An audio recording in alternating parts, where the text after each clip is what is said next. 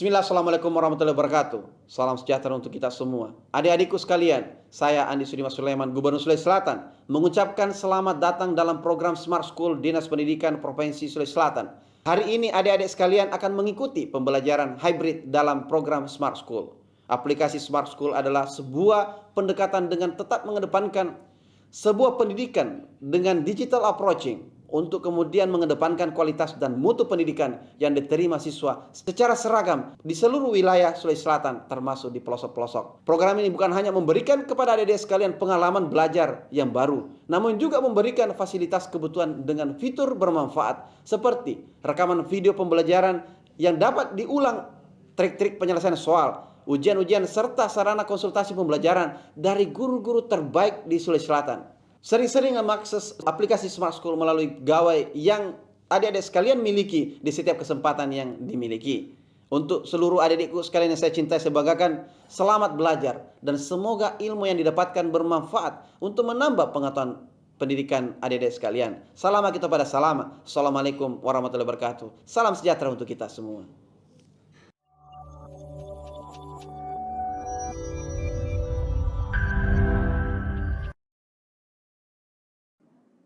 Bismillahirrahmanirrahim. Assalamualaikum warahmatullahi wabarakatuh dan selamat siang. Alhamdulillah senang sekali bisa bertemu dengan Ananda Generasi Semar. Saya Subandi Latif, guru geografi.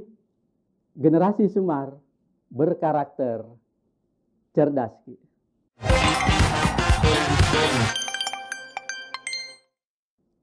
Baik, kali ini kita akan belajar geografi.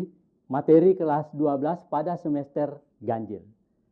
Ananda sekalian, pada pembahasan kita sebelumnya kita sudah membahas tentang bagaimana pelaksanaan tata ruang. Dalam pelaksanaan tata ruang ada 3 kegiatan. Yang pertama, bagaimana merencanakan tata ruang. Nah, ini yang sudah kita bahas pada pembahasan kita sebelumnya.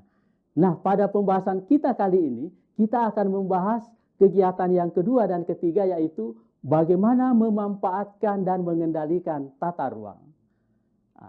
Namun sebelumnya, Ananda sekalian, tujuan pembelajaran kita kali ini, setelah Ananda Generasi Semar belajar tentang geografi pada hari ini, diharapkan bisa mengetahui bagaimana pemanfaatan dan pengendalian tata ruang, serta dampaknya bagi wilayah. Sebelum kita membahas lebih jauh, Ananda sekalian, tentang bagaimana pemanfaatan dan pengendalian tata ruang, kita perhatikan dulu gambar berikut ini. Pada gambar ini, kita bisa melihat apa yang terjadi jika pemanfaatan ruang itu tanpa ada pengendalian. Gambar yang seperti ini, Ananda sekalian, Generasi Semar, mungkin pernah melihat di beberapa kota. Nah, ini akibat urban yang mencari kerja di kota, mungkin karena sulitnya untuk mendapatkan lahan perumahan. Sehingga sebagian para urban itu membangun rumahnya di sekitar pinggiran sungai dengan kondisi seadanya seperti ini. Kita bisa melihat bagaimana berbahayanya bagi yang bermukim di pemukiman ini. Karena Generasi Semar kita tahu bahwa di sungai itu melakukan erosi atau pengikisan pada tebing-tebing sungai. Pada saat musim penghujan, di mana arus air sungai deras, maka air sungai itu mengikis tebing-tebing sungai ini. Nah, ini sangat berbahaya bagi yang tinggal di sekitar rumah-rumah ini. Kemudian juga aktivitas atau kegiatan-kegiatan masyarakat yang berada di sekitar sungai ini itu beraktivitas mungkin di sekitaran sungai, ya, membuang sampahnya di sekitaran sungai seperti ini. Nah, ini akan membahayakan lingkungan-lingkungan yang ada di sekitarnya karena akan menghambat arus sungai dan sekitarnya. Nah, inilah yang terjadi, ya, Generasi Semar, jika pemanfaatan ruang yang ada di sekitar suatu wilayah tanpa ada pengendalian. Nah, oleh sebab itu, Generasi Semar, pada pembahasan kita kali ini, kita akan banyak membahas bagaimana memanfaatkan ruang dan mengendalikan ruang yang ada di sekitar kita. Ya, ya. Generasi Semar, mengapa penataan ruang itu perlu dilakukan? Ya, yang pertama generasi Semar itu untuk mengatur aktivitas di sekitar daerah rawan bencana, seperti yang kita lihat pada gambar ini. Ya, di sekitar daerah rawan bencana itu sudah diatur dengan rencana tata ruangnya. Manusia dapat mengantisipasi bagaimana pembangunan dan aktivitas di sekitarnya di daerah rawan bencana ini. Karena di daerah rawan bencana ini sudah ditetapkan bahwa untuk aktivitas tertentu itu harus seizin pemerintah. Jadi harus ada penataan ruang yang harus dilakukan. Yang berikutnya, ya, mengapa penataan ruang perlu dilakukan? Karena seperti kita ketahui generasi Semar bahwa populasi manusia itu terus meningkat. Jumlahnya itu terus meningkat. Ya, kita tahu bahwa populasi jumlah penduduk dunia sekarang itu meningkat terus. Grafiknya itu seperti ini.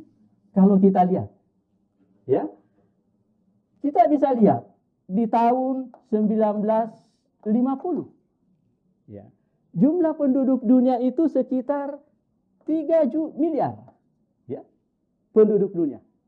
Kemudian 50 tahun kemudian, tahun 2000, ya, penduduk dunia itu sudah mencapai 7 miliar. Ya.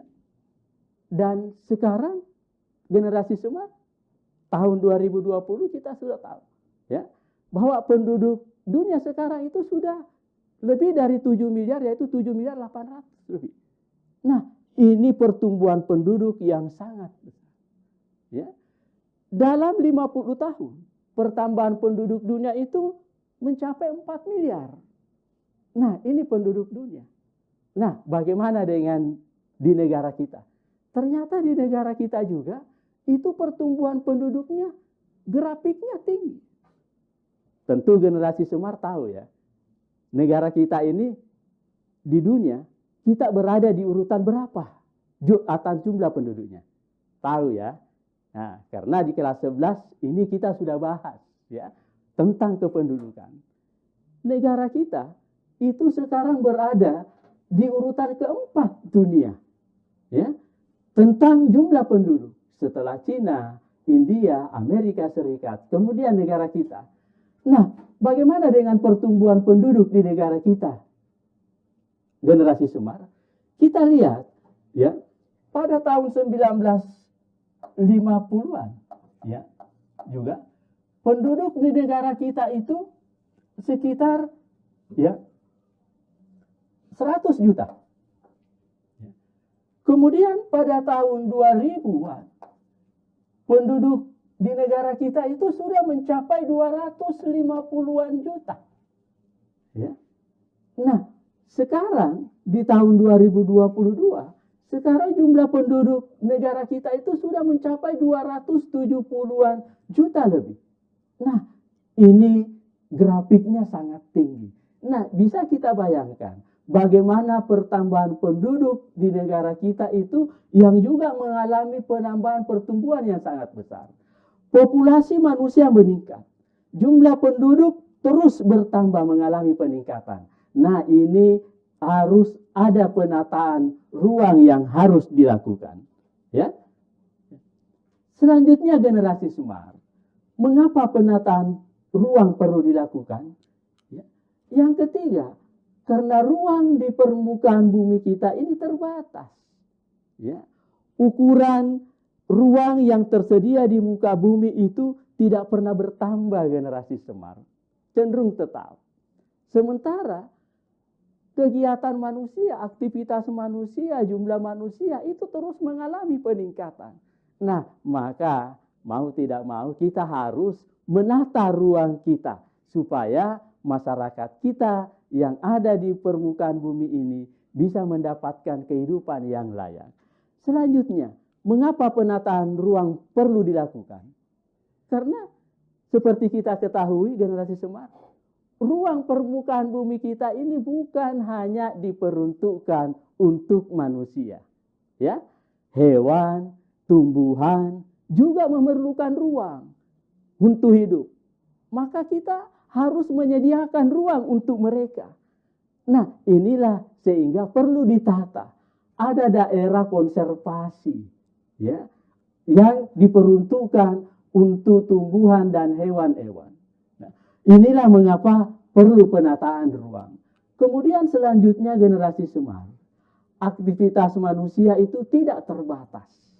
Ya, kita ketahui ruang ini menampung semua aktivitas manusia, dari bekerja, bertempat tinggal, ya, berekreasi di ruang permukaan bumi, sampai peristirahatan terakhir, ya, atau tempat pemakaman umum, ya, TPU, ya, ini juga harus ditata, harus dipersiapkan di mana sebaiknya, sehingga generasi smart mau tidak mau kita harus menata ruang kita, bagaimana memanfaatkannya dan bagaimana mengendalikannya.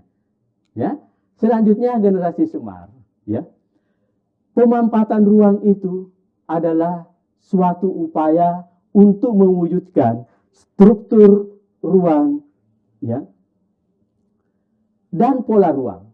Jadi dalam pemanfaatan ruang ini ada dua yang akan dimanfaatkan, yaitu bagaimana memanfaatkan struktur ruang tentang jaringan-jaringan kegiatan manusia dan sarana manusia dan aktivitasnya. Kemudian pola ruangnya, ya, pola ruangnya ini tentang, ya, kawasan lindung dan kawasan budidaya. Ini harus ditata, dimanfaatkan melalui penyusunan dan pelaksanaan program beserta pembiayaannya. Bagaimana pembiayaannya? Nah, itu semua disusun dalam pemanfaatan tata ruang. Nah, selanjutnya, bagaimana pengendalian pemanfaatan ruang? Ya, pengendalian pemanfaatan ruang ini adalah untuk mewujudkan tertib tata ruang. Ya, bagaimana supaya tata ruang ini tertib di dalam pemanfaatannya, maka harus ada pengendaliannya. Nah, inilah generasi smart yang mesti kita lakukan di dalam pengendalian dan pemanfaatan ruang. Selanjutnya, ada beberapa kriteria yang perlu diperhatikan dalam arahan pemanfaatan ruang. Yang pertama, mendukung program utama penataan ruang nasional dan provinsi. Ya, ini kriteria yang perlu diperhatikan. Bagaimana kita mendukung program utama penataan ruang nasional dan provinsi? Nah, pembahasan sebelumnya generasi smart kita sudah bahas, ya. Ada tata ruang nasional, ada tata ruang provinsi, ada tata ruang kabupaten dan kota. Ya. Kemudian yang kedua, bagaimana realistik, objektif dan terukur yang dapat dilaksanakan dalam jangka waktu perencanaan. Jadi dalam memanfaatkan ruang itu harus realistis, harus objektif dan terukur, ya, dalam jangka perencanaan yang sudah ditentukan 5 tahunan, 10 tahunan atau jangka pendek 1 tahunan, ya. Kemudian, ya, konsisten dan berkesinambungan terhadap program yang disusun, baik dalam jangka waktu tahunan maupun antar 5 tahunan. Jadi kita harus konsisten dan ada kesinambungan, ya, antara program tahunan dan 5 tahunan. Kemudian yang berikutnya, mendukung perwujudan struktur ruang dan pola ruang. Ya, jadi bagaimana wujud struktur ruang tentang jaringan tadi dan pola ruangnya, yaitu tentang kawasan lindung dan kawasan budidaya. Ya, kemudian kegiatan pemanfaatan ruang sesuai dengan ketentuan KKPR. Nah, ini nanti KKPR akan kita bahas, ya. Kemudian bagaimana sinkronisasi antar program harus terjadi. Jadi semua harus sinkron antara satu program dan lainnya, itu terjaga dan sinkronisasi. Ya. Selanjutnya generasi smart. Ya. Kita amati dulu gambar berikut. Ya, ya, kita lihat di sini ada gambar. Ini adalah area pertanian. Kemudian ada perumahan. Ya, ini adalah salah satu contoh bagaimana lahan pertanian yang tadinya lahan pertanian itu berubah menjadi kawasan perumahan, pemukiman. Jadi di sini ada alih fungsi, ya, yang tidak benar. Ya, mestinya wilayah ini fungsinya untuk pertanian, tapi dialih fungsikan menjadi perumahan. Nah, ini mungkin generasi Semar di sekitar tempat tinggal kita, mudah-mudahan tidak ada yang seperti ini ya. Tapi di beberapa kota kita bisa melihat karena sulitnya mencari lahan pemukiman, perkembangan kota yang begitu pesat, akhirnya ya wilayah-wilayah pertanian yang ada di sekitar pinggiran kota berubah menjadi perumahan-perumahan. Nah, ini salah satu contoh alih fungsi akibat ya aktivitas pertumbuhan penduduk manusia yang terus bertambah. Ah, ini berikutnya gambar yang kedua generasi Semar. Bisa kita lihat. Di sini ada pembangunan puskesmas yang tidak ditempati. Sudah bertahun-tahun tidak ditempati atau terbengkalai. Kenapa terjadi demikian? Karena perencanaan pembangunan yang tidak terencana dengan baik. Ya, ini karena pembangunan yang top down dari atas ke bawah, ya, bukan bottom up, ya, dari bawah ke atas. Jadi mestinya pembangunan itu berdasarkan kebutuhan yang ada di masyarakat dari bawah ke atas. Ya, tapi karena perencanaan pembangunan ini tanpa memperdulikan apa kebutuhan masyarakat di sekitarnya, di mana sebaiknya dibangun fasilitas umum itu, akhirnya terjadi seperti ini, ya, pemanfaatan ruang yang tidak sesuai, pembangunan ruang yang tidak sesuai, sehingga terbengkalai. Nah, inilah contoh generasi Semar, bagaimana pemanfaatan ruang yang kurang baik. Ya, selanjutnya kita akan lihat ada beberapa bentuk pelanggaran pemanfaatan ruang. Ya, yang pertama ada pelanggaran fungsi. Ya, pelanggaran fungsi itu adalah pemanfaatan ruang sebagai fungsi lindung. Itu dimanfaatkan menjadi fungsi budidaya. Nah, bisa kita lihat generasi Semar. Suatu kawasan yang sudah ditetapkan sebagai kawasan lindung. Karena setelah dianalisis, itu bisa membahayakan beberapa aktivitas. Maka dia harus dilindungi. Tapi karena ulah manusia, difungsikan sebagai wilayah budidaya. Ya, misalkan di sini, ya, hutan lindung dimanfaatkan menjadi pemukiman. Ya, fungsi budidaya. Nah, ini berbahaya. Nah, tentu generasi Semar mungkin bisa melihat beberapa contoh di kawasan, di daerah-daerah yang perkembangannya pesat. Misalnya di Bogor, ya, atau di wilayah kita, di Malino.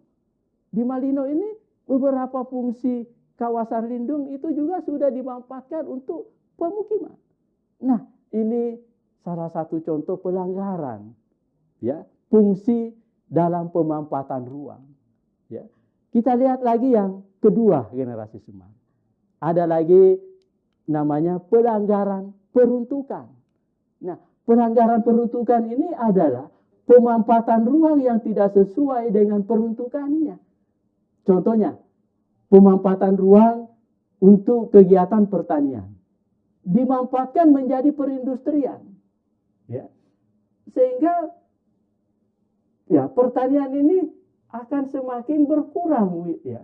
Nah, ini pemanfaatan ruang yang keliru, ya. Pelanggaran peruntukannya mestinya untuk wilayah pertanian, tapi ya diperuntukkan untuk kegiatan-kegiatan perindustrian dan sebagainya. Nah, ini salah satu contoh bagaimana pemanfaatan ruang yang tidak sesuai dengan peruntukannya. Karena seperti kita ketahui, generasi Semar di setiap kabupaten kota itu sudah ada perencanaan tata ruang yang dilakukan oleh Badan Perencanaan Pembangunan Daerah kalau di tingkat daerah ya. Kalau di tingkat nasional itu Bappenas, Badan Perencanaan Pembangunan Nasional. Nah, ini sudah kita bahas yang lalu tentang ini. Kemudian yang ketiga, generasi Semar, ada pelanggaran tapak kawasan. Pelanggaran tapak kawasan ini perubahan pemampatan ruang dalam suatu kawasan yang tidak sesuai dengan pola pemampatan yang telah ditetapkan. Contoh, kawasan pemukiman yang mengalami perubahan menjadi kawasan perdagangan. Nah, biasa juga mungkin generasi Semar lihat, mudah-mudahan tidak ada di sekitar kotanya, atau mungkin ada ya. Kita bisa melihat ada suatu kawasan pemukiman ya yang tadinya peruntukannya untuk pemukiman karena aktivitas penduduk yang begitu semakin bertambah ya, maka di sepanjang jalan masuk pemukiman itu ya berubah menjadi kawasan perdagangan. Kita bisa melihat terjadi kemacetan dan sebagainya pada wilayah kawasan perumahan tersebut. Ini adalah satu contoh pelanggaran tapak kawasan. Ya. Kemudian yang keempat, ada yaitu pelanggaran atas peraturan zonasi, ya, atau persyaratan teknis bangunan.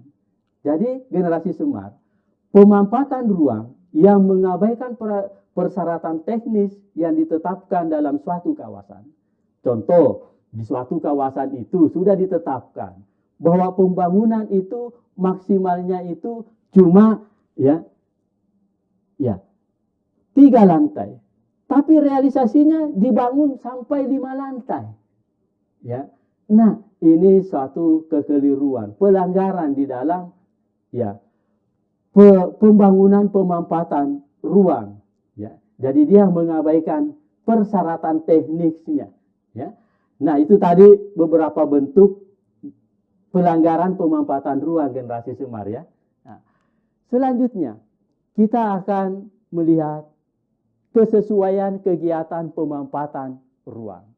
Ya, ini merupakan fungsi sebagai acuan pemampatan ruang dan sebagai acuan administrasi pertanahan. Jadi generasi Semar dalam pemampatan ruang itu memerlukan perizinan di pertanahan ya untuk disesuaikan. Apakah sesuai misalnya untuk kegiatan berusaha? Ini harus ada KKPR-nya. Ada kesesuaian kegiatan pemampatan ruangnya. Jadi harus ada izin ya, KKPR namanya. Demikian juga untuk kegiatan ya non berusaha. Ini juga harus ada kesesuaian kegiatan pemampatan ruang. Apakah sesuai kegiatan tersebut dengan pemampatan ruang yang ada di sekitarnya. Kemudian ya kebijakan yang bersifat strategis nasional pun itu juga harus ada KKPR-nya atau kesesuaian kegiatan pemampatan ruang. Jadi ini merupakan perizinan yang harus dimiliki seseorang yang akan berusaha atau kelompok usaha ya yang akan memampatkan ruang. Ya. Selanjutnya tujuan pengendalian ruang. Ya, yang pertama itu dilaksanakan untuk mendorong terwujudnya tata ruang sesuai rencana tata ruang. Ini sesuai dengan peraturan pemerintah nomor 21 tahun 2021. Yang kedua dilaksanakan untuk mendorong setiap orang agar ya pertama menaati rencana tata ruang yang telah ditetapkan.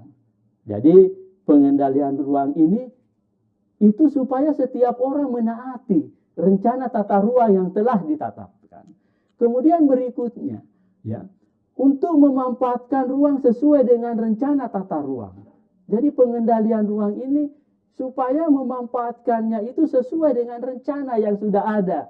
Ya, yang dibuat oleh Badan Perencanaan Nasional atau Badan Perencanaan yang ada di daerah masing-masing. Kemudian berikutnya, mematuhi ketentuan yang ditetapkan dalam persyaratan kesesuaian kegiatan pemampatan ruang. Ya, Nah, itulah generasi smart. Nah, sekarang kita akan lihat ya bagaimana perencanaan Peta rencana tata pemanfaatan. ruang meliputi peta rencana struktur ruang dan peta rencana pola ruang. Peta rencana struktur ruang meliputi unsur sistem perkotaan, sistem jaringan transportasi, sistem jaringan energi, sistem jaringan telekomunikasi, sistem jaringan sumber daya air, dan sistem jaringan prasarana wilayah lainnya. Sedangkan peta rencana pola ruang meliputi kawasan lindung dan kawasan budidaya. Nah, generasi smart itu tadi kita bisa melihat bagaimana Badan Perencanaan Pembangunan yang ada di nasional dan daerah dalam merencanakan tata ruang. Itu dibuatkan peta-petanya, baik itu peta untuk struktur ruang maupun peta untuk pola ruangnya. Nah, sekarang kita akan melihat instrumen pemanfaatan dan pengendalian tata ruang.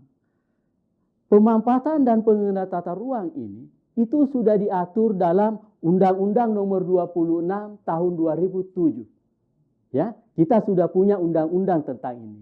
Kemudian diperjelas lagi pada Peraturan Pemerintah Nomor 21 Tahun 2021. Nah, ini peraturan pemerintah yang terbaru dalam mengatur dalam pemanfaatan dan pengendalian ruang.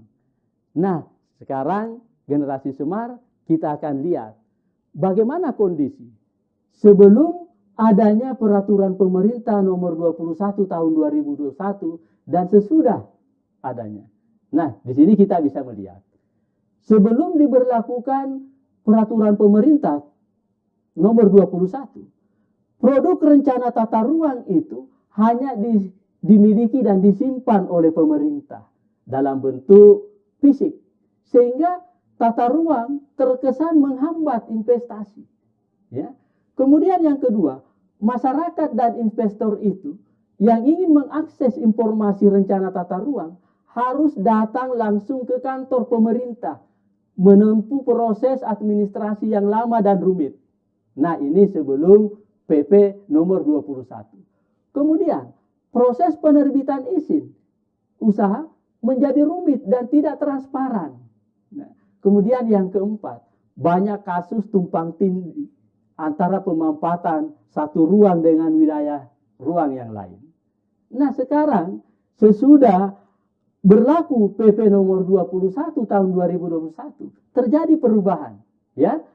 Produk rencana tata ruang telah dipublikasikan oleh pemerintah melalui berbagai platform, ya. Sehingga mengaksesnya kita mudah, ya, karena kita bisa memperoleh secara online, ya. Kemudian yang kedua, masyarakat dan pihak yang terkait dapat memanfaatkan informasi rencana tata ruang ini secara online, ya.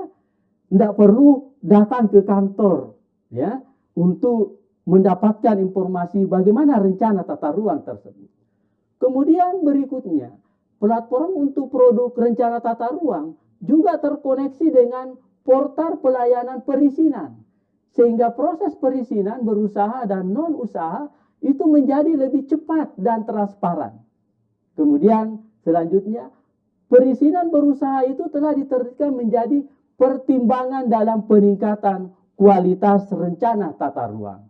Nah, inilah perbedaannya generasi smart.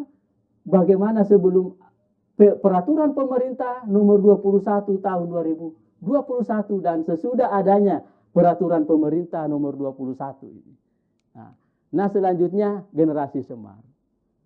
Pada peraturan pemerintah nomor 21 tahun 2021 ada diatur tentang muatan pengendalian dan pemanfaatan ruang. Dalam pengendalian dan pemanfaatan ruang itu diatur bagaimana penilaian pelaksanaan KKPR-nya, ya, dan pernyataan mandiri pelaku usaha menengah dan kecil, ya. Kemudian dinilai perwujudan rencana tata ruangnya itu dinilai. Selanjutnya ada pemberian intensif, ya, dan disentif kepada pelaku UMK. Kemudian ada pengenalan sanksi, pemberian sanksi bagi yang melanggar, dan ada cara penyelesaian sengketa penataan ruang. Nah, ini diatur dalam muatan pengendalian pemanfaatan ruang. Nah, sebelum kita bahas lebih jauh tentang ini, generasi smart, kita lihat dulu salah satu contoh dari wilayah yang perencanaannya sangat baik. Nah, di negara kita ini sudah ada seperti itu.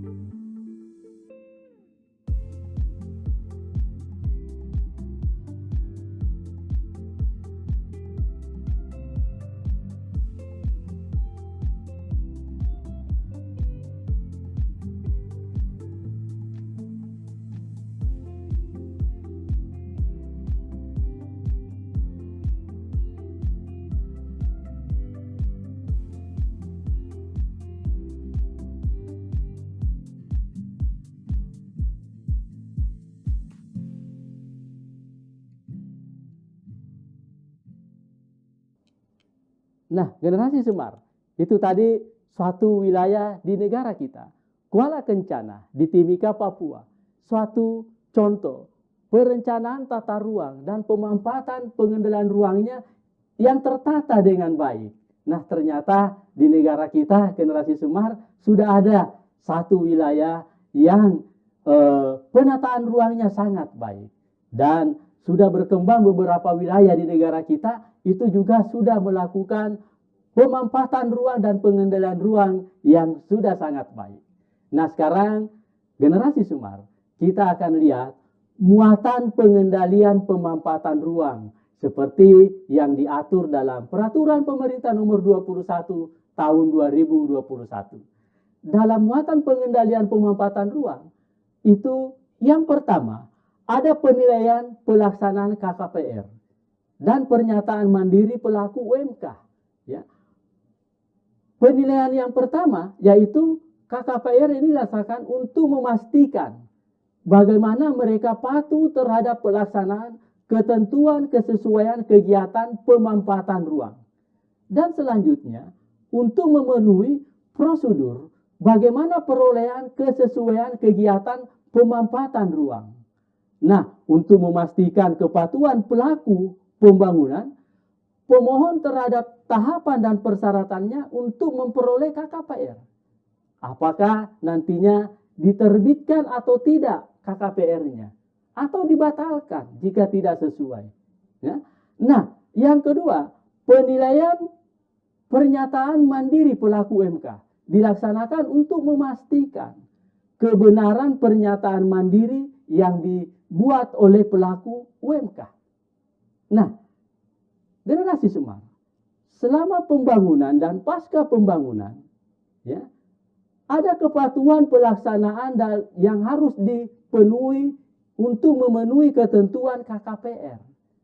Itu dilakukan paling lambat 2 tahun sejak diterbitkannya KKPR. Nah, pada pasca pembangunan, kepatuhan hasil pembangunan itu ditentukan dalam KKPR-nya. Ya. Jadi penilaiannya ini dilaksanakan oleh pemerintah pusat atau pemerintah daerah yang diberi wewenang. Ya. Hasil penilaian pelaksanaan KPPR ini dituangkan dalam bentuk tekstual dan spasial. Ya. Kemudian yang kedua, generasi Semar. Ada namanya penilaian perwujudan RTR, rencana tata ruang. Penilaian perwujudan rencana struktur ruang dan rencana pola ruang. Nah, kita bisa lihat gambar di sini. Ini adalah penilaian rencana perwujudan struktur ruang. Dalam struktur ruang itu adalah program pembangunan pemukiman dan jaringan prasarana. Sedangkan penilaian untuk perwujudan rencana pola ruang itu untuk pengelolaan lingkungan dan hak atas tanah. Nah, muatannya itu bisa dilakukan terhadap kesesuaian program tentang lokasinya dan waktu pelaksanaan kegiatan pemantauan ruang. Nah, kemudian generasi Semar, hasil penilaian KKPR ditambah penilaian perwujudan ruang itu untuk konsentrasi pemanfaatan ruang tertentu pada wilayah tertentu. Ya. Kemudian dalam zona kendali itu terjadi konsentrasi atau dominasi kegiatan dalam pemanfaatan ruang tertentu yang tinggi dan berpotensi melampaui daya dukung dan daya tampung. Ya. Kemudian ada yang disebut dengan zona daya dorong. Ya. Terjadi konsentrasi dan atau dominasi kegiatan pemanfaatan ruang tertentu yang sangat rendah. Sehingga perlu ditingkatkan perwujudannya sesuai dengan rencana tata ruang. Nah, pelaksanaan penilaiannya ini ada yang periodik, ya. Kemudian ada yang 1 kali dalam 5 tahun dan ada yang 1 kali dalam 5 tahun. Ya. Kemudian yang ketiga, dalam muatan pengendalian pemanfaatan ruang generasi Semar ada pemberian insentif dan disentif. Ya. Nah, itu dilaksanakan untuk ya meningkatkan upaya pengendalian pemanfaatan ruang. Ya, dalam rangka perwujudan tata ruang sesuai dengan rencana tata ruang. Kemudian memfasilitasi kegiatan pemanfaatan ruang agar sejalan dengan rencana tata ruang. Kemudian ada pemberian insentif dan disentif. Ya, ya. Nah, pemberian ini untuk tindak lanjut pengendalian implikasinya itu dan implikasinya kebijakan dan terlaksana strategis nasional. Kemudian pelaku kegiatan pemanfaatan ruang, ya, yang kemudian mendukung kebutuhan perwujudan. Ya. Nah, di sini generasi Semar, insentif itu adalah perangkat untuk memotivasi, ya, mendorong dan memberikan daya tarik atau memberikan ya percepatan terhadap kegiatan pemanfaatan ruang yang dimiliki nilai tambah. Kemudian, ya, disinsentif itu adalah perangkat untuk mencegah atau memberikan batasan terhadap kegiatan pemanfaatan ruang yang sejalan dengan rencana tata ruang. Ya, dalam isi ini berpotensi melampaui daya dukung dan daya dukung yang tampung lingkungan. Nah, pemberian insentif ini bisa dalam bentuk fiskal, ya, berupa keringanan pajak, keringanan retribusi, keringanan negara, bukan pajak, dan pengenalan pajak yang tinggi dan pengenalan retribusi yang tinggi. Kemudian yang ada juga pemberian dalam bentuk non-fiskal, berupa kompensasi, subsidi, kemudian imbalan, sewa ruang, ya, urun saham, fasilitas persetujuan, dan lain-lain. Nah, kewenangan pemberian itu pada pemerintah pusat, pemerintah daerah, dan pemerintah lainnya, dan seterusnya. Kemudian selanjutnya generasi Semar, ya, pengenalan sanksi dan penyelesaian sengketa. Nah, ini juga muatan dalam pengendalian pemanfaatan ruang. Ya, ya, sanksi administratif itu diberikan kepada setiap orang yang tidak menaati rencana tata ruang yang telah ditentukan, yang mengakibatkan ya mengabaikan perubahan fungsi ruang. Ya, ya. Setiap orang yang menghalangi akses terhadap kawasan, ya, oleh ketentuan peraturan perundang-undangan dinyatakan sebagai milik umum. Nah, hasil penilaian pelaksanaan ini kemudian pengawasan, kemudian diaudit dan pengaduan pelanggaran. Ya. Bentuk-bentuk sanksi administratifnya itu bisa dalam bentuk peringatan tertulis, kemudian denda administratif, penghentian sementara kegiatan, penghentian sementara pelayanan umum, penutupan lokasi, itu juga bentuk sanksi yang diberikan. Pencabutan kesesuaian kegiatan, pembatalan kesesuaian kegiatan atau KPPR-nya, pembongkaran bangunan. Nah, ini juga bentuk sanksi yang diberikan yang melanggar terhadap KKPR-nya. Kemudian bagaimana ya penyelesaian sengketa penataan ruang? Ya, itu dilakukan oleh pemerintah pusat, pemerintah daerah, dan pemangku kepentingan. Nah, selanjutnya siswa sekalian, tahapnya itu penyelesaian sengketa diupayakan dalam bentuk musyawarah, negosiasi, mediasi, dan konsiliasi. Nah, inilah muatan pengendalian pemanfaatan ruang generasi Semar. Generasi Semar bisa memberikan masukan terhadap Bapak tentang kegiatan belajar kita kali ini. Yang pertama, bagaimanakah tanggapan generasi Semar tentang kegiatan proses belajar mengajar menggunakan Smart School? Yang kedua, ya, apakah generasi Semar memperoleh pengetahuan yang baru? Pengetahuan yang baru itu pengetahuan apa yang generasi Semar dapatkan kali ini? Ya. Yang ketiga, ya, adakah ide kreatif dari generasi Semar untuk kegiatan belajar berikutnya? Bisa jelaskan dan masukan dari generasi Semar Bapak tunggu. Semoga bisa bermanfaat untuk lebih meningkatkan bagaimana pembelajaran kita ke depan menggunakan Smart School ini. Terima kasih atas perhatian dan kehadiran generasi Semar. Ya, saya Subandi Latif, guru geografi. Generasi Semar berkarakter cerdas.